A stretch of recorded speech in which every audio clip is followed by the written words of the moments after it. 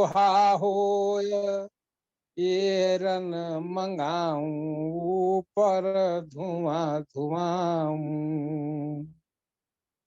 धुआं की घन घोर मचाऊं, धुआं की घन घोर मचाऊं, अंतर तार खिंचाऊं मन रे, तो ही कहीं विधि समझाऊं। मन रे तो ही कहीं विधि समझाऊं। ज्ञान चाहिए ज्ञान सिखाऊं, ज्ञान चाहिए ज्ञान सिखाऊं, सत्य की राह बताऊं।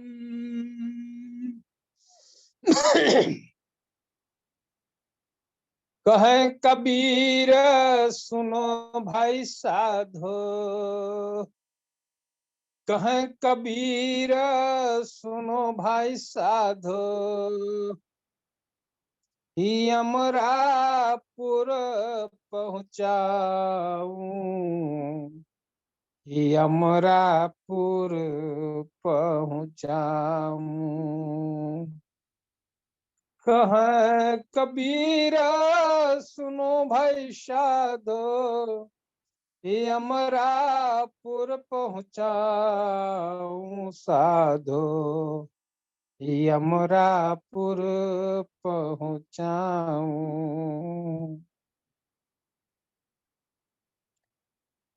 मेरे भाइयों, आप लोगों ने ये बानी साहब कबीर की है।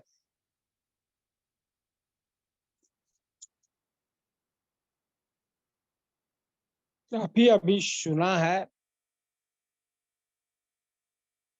थोड़ा विचार करेंगे तो आपको इसमें कुछ शब्द दिखाई दे रहे हैं। उसमें पहला शब्द है कि मन रे तो ही के ही विधि समझाऊं। सदगुरु कह रहे हैं कौन सा तरीका अपनाऊं, कौन सा युक्ति पाऊं जो तुमको हम सही रास्ते में लेके चलूं, तुमको बदल डालूं,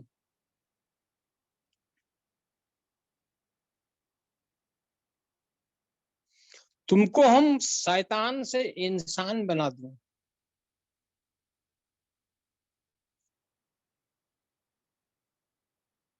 वह उपाय मुझे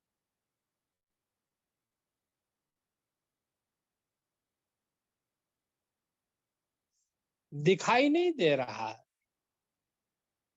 तुम बिगड़ गए हो और तुम्हारे बिगड़ने के कारण अपार धन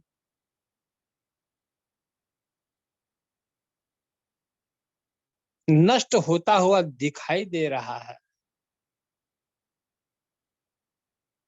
दुख और अशांति के समुद्र में डूबता हुआ महसूस कर रहा हूं। संसार में यदि असह्य पीड़ा सह रहा हूं तो उसका कारण मुझे प्रतीत हो रहा है वह तू है। इसलिए रे मन तो ही के ही विधि समझाऊं, कौन सा विधि अपनाऊं जिससे तुम समझ सको। सदगुरु उदाहरण दे रहे हैं सोना होए सुहाग मंगाऊं, बंक नाल रस लाऊं, और ज्ञान शब्द की फूंक चलाऊं, पानी कर पिघलाऊं। सोना को आप किसी स्वर्णकार भाई से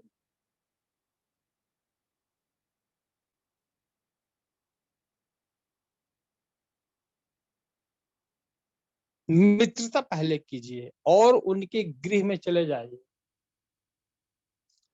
और सोने से जब वो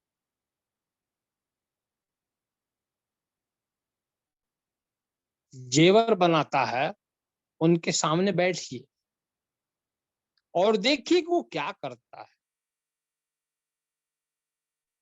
सोना को पहले अग्नि में पिघलाता है। पिघलाने के बहुत से तरीके होते हैं। पिघलाता है और सुहाग का भी मदद लेता है सोना को शुद्ध करने में। अग्नि का भी मदद लेता है। अग्नि का मदद लेता है, सुहाग का मदद लेता है स्वर्णकार भाई, और सोना को पिघलाता है। और सोना को पिघलाने में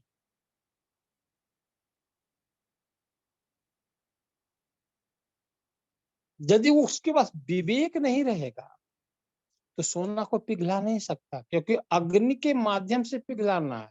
अग्नि ही उसको पिघला सकती है, सुहाग ही उसको शुद्ध कर सकता है। क्योंकि सोना कैसा होता है? ठोस होता है, कठोर होता है। उसको तो सबसे पहले नरम करता है स्वर्णकार भाई। पानी जैसे होता है वैसे ही सोना को कर देता है। तो अग्नि से हमें उसको पानी बनाना है, तो विवेक तो यहाँ चाहिए, नहीं तो आप जल सकते हो, अपने अंग को अपंग कर सकते हो। इसलिए यहाँ बुद्धि और विवेक का आवश्यकता पड़ती है। ज्ञान शब्द की फूंक चलाऊं, पानी कर पिघलाऊं।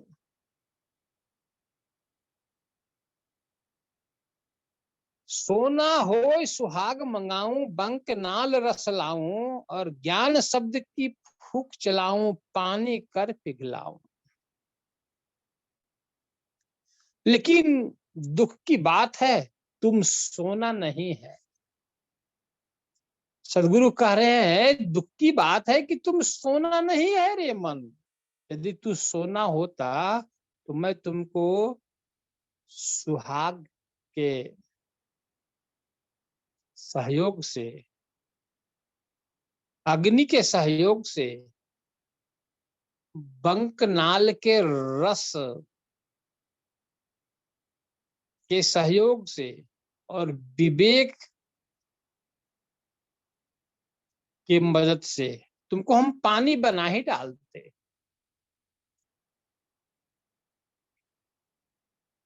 यहाँ सदगुरु कबीर साहब बहुत बड़ा भेद कह रहे हैं। आज कुकुर के समान संसार में भूख रहे हैं कि मेरे शरण में आ जाओ, हम तुम्हें अमृतत्व को प्रदान कर देंगे। लेकिन सदगुरु यहाँ तो अपना गुप्त जो विद्या है, मन को अपना बनाने का, वो रहस्य प्रकट कर रहे हैं।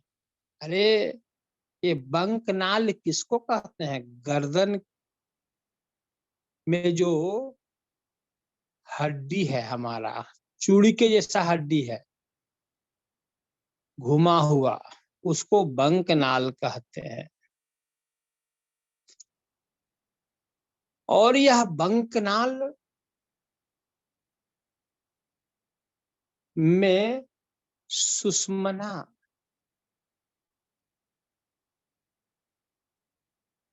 है। इसी सुषुम्ना के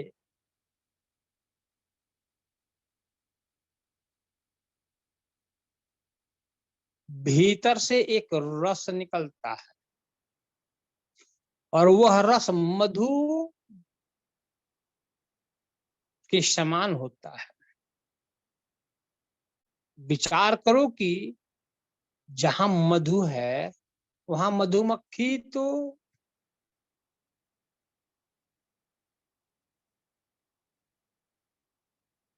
क्या होगी, बिना बुलाए आ जाएगी ना, अवश्य आ जाएगी। मधुमक्खी को बुलाना नहीं पड़ेगा, मधुमक्खी आकर्षित हो जाएगी।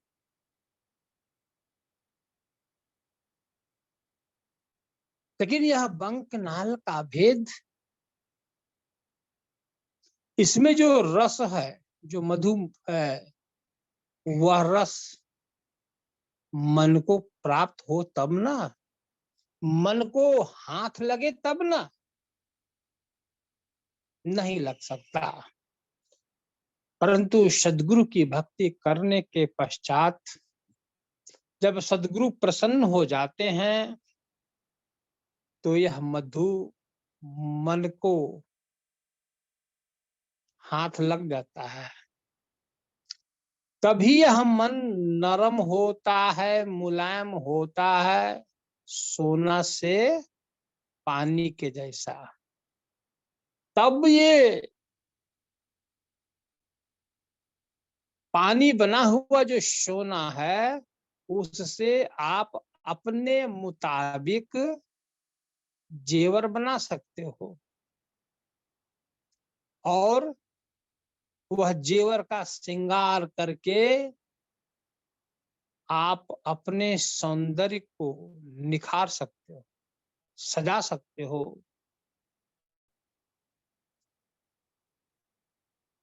यदि ये ज्ञान नहीं है तो मन रूपी सोना कभी भी पानी नहीं होगा, एक नरम नहीं होगा, ये कड़ा रहेगा, कठोर रहेगा। आप जेवर नहीं बना सकते हो। मतलब सदगुरु यह कह रहे हैं कि सदगुरु आपके हैं, तो सदगुरु की कृपा से ही ये मन आपका मित्र हो सकता है।